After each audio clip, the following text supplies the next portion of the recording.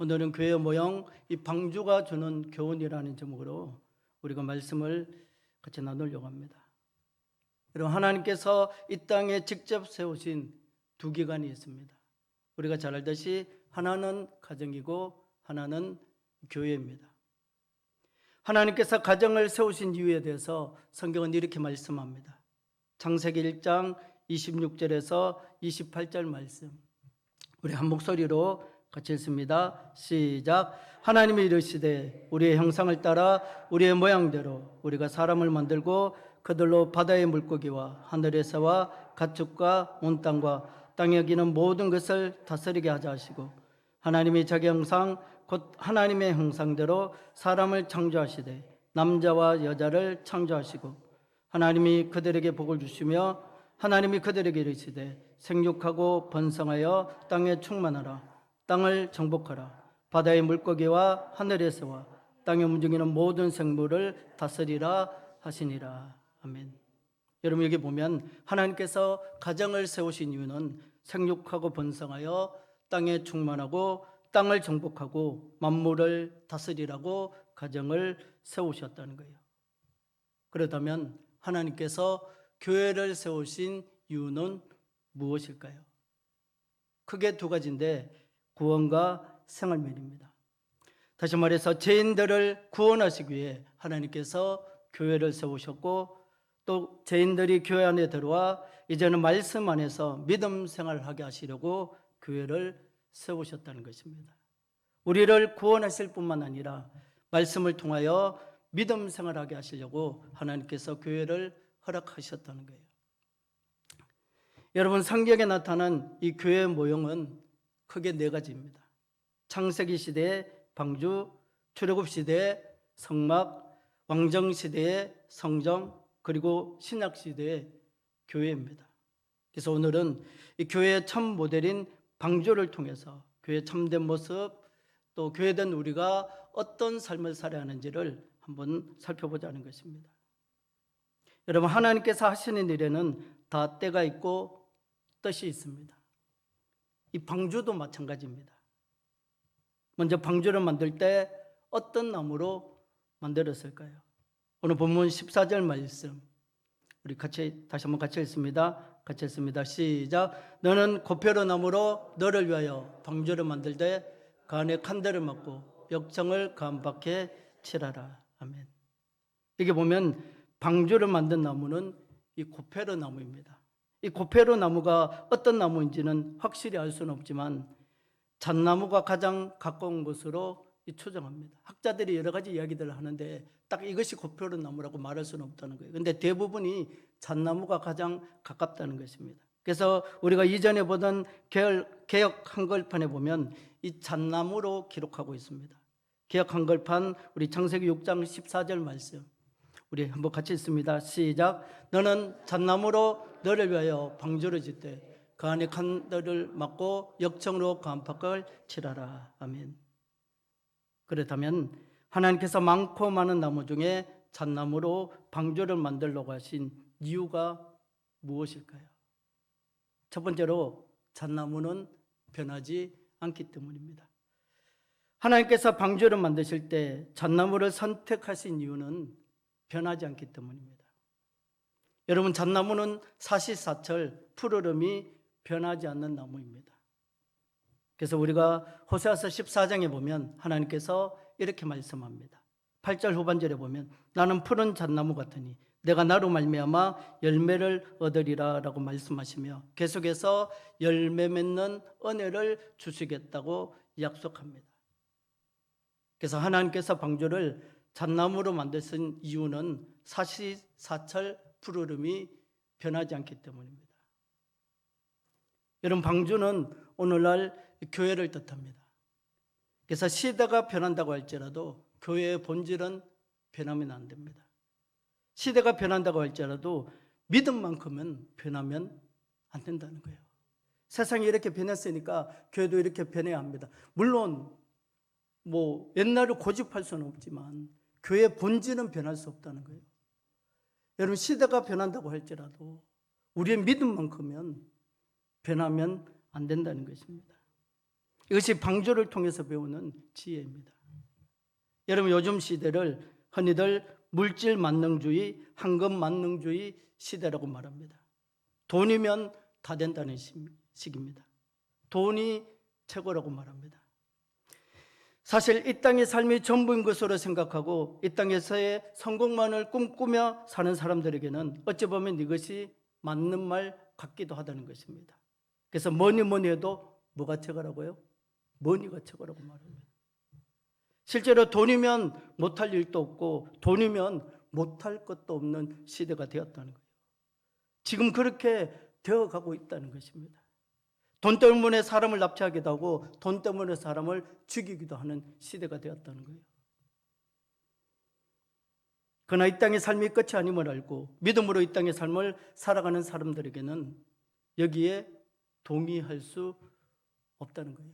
이 땅의 삶이 끝이라고 생각하고 그냥 이 땅에서 성공하는 것을 인생의 목적으로 사는 사람은 그 말이 맞는 것 같기도 해요. 왜? 실질적으로 돈이면 다 되고 돈으로 못할 것이 없으니까, 그렇게 되어져 가고 있으니까. 그러나 이 땅의 삶이 끝이 아님을 분명히 알고 믿음으로 이 땅의 삶을 살아가는 사람들은 이 말에 동의할 수 없다는 것입니다. 믿음의 세계는 돈으로 모든 것이 해결되지 않기 때문입니다. 그래서 우리 권사님도 주일학교 때 불렀던 찬양 있잖아요. 뭐죠? 돈으로도 못 가요 하나님 나라, 힘으로도 못 가요 하나님 나라. 무엇으로? 믿음 가는. 근데 저는 부목사로 생기면서 간혹가다 그렇게 말씀하시는 분들이 있어요. 믿음 생활도 신앙 생활도 돈 없으면 못한다고 그렇게 말하는 분들이 있어요. 특별히 교회 중직이신데도 청년들에게, 교회 중심을 사는 청년들에게 불러놓고 그렇게, 야, 네 젊은데 뭐 하는 짓이고 지금, 야, 너 이 세상에서 이렇게, 너 세상이 그렇게 만만치 않다고, 야, 돈 없으면 믿음 생활도 못한다고, 정신 차리라고.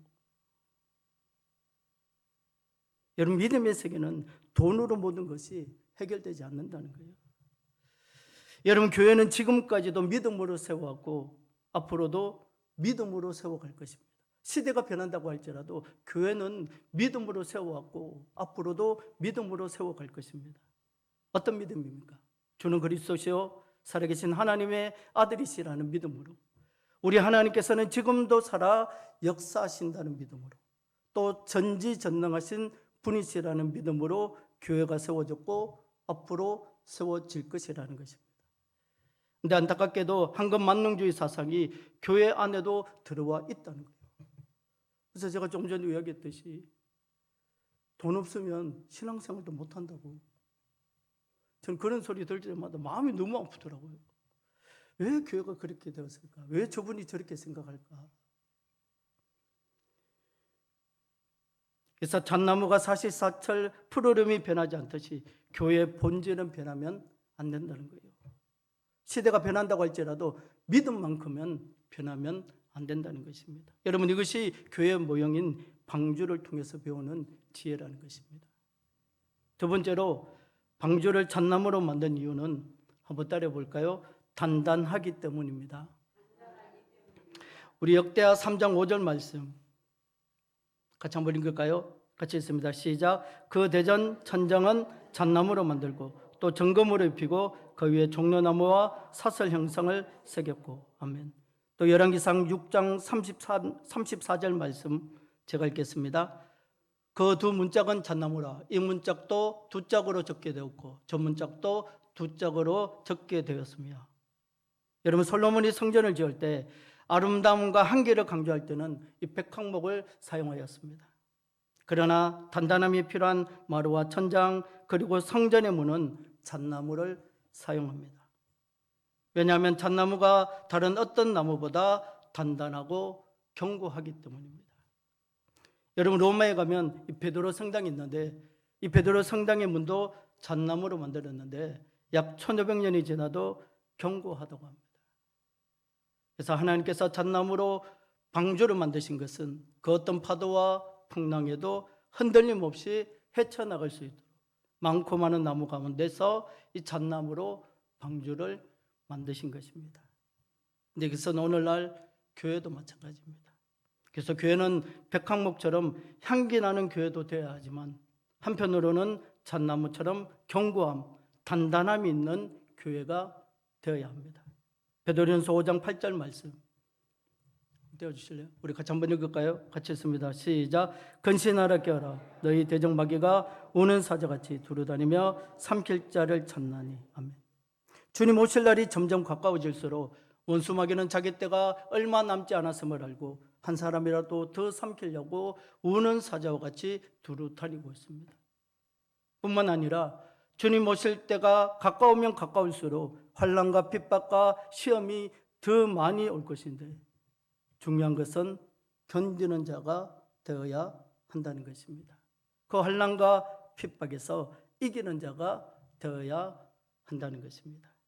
마태복음 24장 9절에서 13절 말씀 우리 교도가 쓰겠습니다. 9절 말씀 제가 읽겠습니다. 그때 사람들이 너희를 환난에 넘겨주겠으며 너희를 죽이리니 너희가 내 이름을 위하여 모든 민족에게 미움을 받으리라.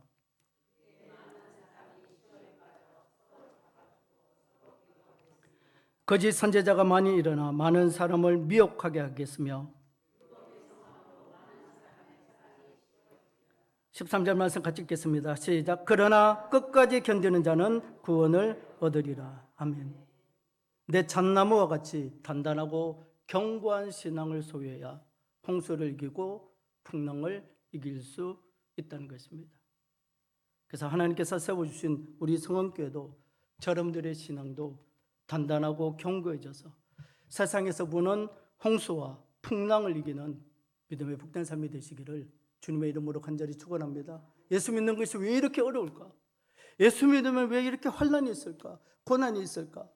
다 때려치워져가 아니라 내 환경이 어떻다고 어찌하든지 내가 어떤 형편에 있든지 견고하고 담대함으로 주님의 몸된 교회를 세워갈 수 있는 여러분들이 되시기를 주님의 이름으로 간절히 축원합니다. 다음으로 방주를 잣나무로 만드신 이유는 은은한 향이 있기 때문입니다. 여기서 은은한 향이라고 표현한 것은 향이 많다는 뜻이 아니라 작지만 그 향이 너무 중요하기에 은은한 향이라고 표현한 것입니다. 실제로 잣나무는 방부제와 같은 향을 가지고 있다고 합니다.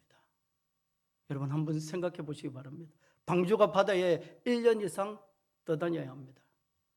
그리고 내부에는 수많은 동물들의 배설물 냄새가 진동을 합니다. 이 냄새는 무엇으로 잠재웠을까요? 여러분 각종 짐승들이 다 있잖아요. 안 먹고 안 삽니까? 먹고 사잖아요. 그 냄새를 어떻게 정화했겠느냐는 거예요. 바로 잣나무에서 나는 은은한 향기라는 거예요. 그래서 오늘날 교회도 마찬가지입니다. 그래서 교회는 잣나무처럼 은은한 향기를 내는 것이 되어야 합니다. 바라고 원하기는 우리 성원교회가 또 교회된 자 여러분들에게 이런 은은한 향기가 있으시기를 예수님의 이름으로 간절히 축원합니다. 여러분 교회 안에는 각양각색의 사람들이 모였잖아요. 남녀노소 누구는 각양각색의 사람들이 모였잖아요. 때로는 냄새 날 수도 있어요. 어떻게 저럴 수 있을까? 그럴 수도 있어요. 하지만 교회된 데가 잣나무와 같이 은은한 향기를 바람으로 말미암아 그 냄새를 정화해 가는 거예요. 이 은혜가 저 여러분들에게 있으시기를 주님의 이름으로 간절히 축원합니다. 마지막으로 방주를 잣나무로 만든 이유는 한번 따라볼까요? 곱게 자라기 때문입니다. 곱게 자란다는 건 뭐예요? 삐뚤삐뚤하지 않고 굳게. 여러분 잣나무는 다른 나무와 달리 위로 굳게 자라는 특징이 있다고 합니다. 잣나무는 뒤틀리거나 휘어짐이 없다는 것입니다. 이것은 우리에게 무엇을 말하고 있습니까? 교회는 언제나 위를 바라보며 살아야 한다는 것입니다. 위에 누가 계십니까? 하나님께서 계신다는 거예요. 그리고 위에는 하늘나라가 있다는 것입니다.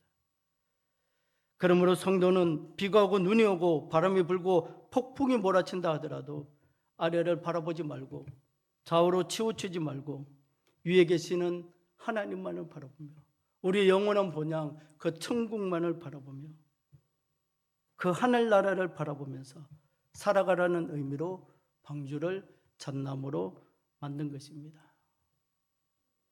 이런 말씀 맺겠습니다. 사랑하는 성도 여러분, 하나님께서 하신 일에는 다 때가 있고 뜻이 있습니다. 하나님께서는 그냥 하신 것이 없다는 거예요. 하나님께서 하신 일에는 다 하나님의 때가 있고 하나님께서 하신 일에는 다 뜻이 있다는 거예요. 방주를 잣나무로 만들려고 하신 것도 마찬가지라는 것입니다. 변해야 하지 않기 때문이라는 거예요. 여러분, 견고해야 하기 때문이라는 것입니다. 향기가 나야 하기 때문이라는 것입니다. 곱게 자라야 하기 때문이라는 것입니다. 그래서 오늘 교회된 저 여러분들도 마찬가지입니다. 그래서 교회는 믿음이 변하지 말아야 합니다. 시대가 변한다고 할지라도 교회의 본질 믿음만큼은 변하지 말아야 한다는 거예요. 시대가 그러니까 어쩔 수 없었어가 아니라 우리가 말씀을 기준으로 세운 그 믿음만큼은 변하면 안 된다는 거예요. 또 교회는 견고해야 합니다. 마지막 때가 되면 여러 가지 일들이 일어나고 바람이 불고 폭풍이 불고 요동칠 거예요. 그러나 견고함으로 단단함으로 믿음을 지켜야 한다는 거예요. 또 교회는 향기가 나야 합니다. 때는 어떻게 그럴 수 있어? 라는 일들이 일어날 수 있어요. 그러나 내가 향기가 나면, 내가 잣나무처럼 은은한 향기를 내면 눈에 띄지 않아도 어떤 진짜 강력한 냄새를 풍기지 않는다고 할지라도 잔잔한 은은한 그 향기를 내면 교회는 향기가 나게 되어 있다는 거예요. 또 교회는 삐뚤삐뚤 좌우로 치우치고 이리 가고 저리 가고 곱게 자라요. 왜? 하나님만 바라보기 때문에. 그래서 우리 성교회와 교회된 여러분들이 이런 교회, 이런 신앙이 되기를 주님의 이름으로 간절히 축원합니다.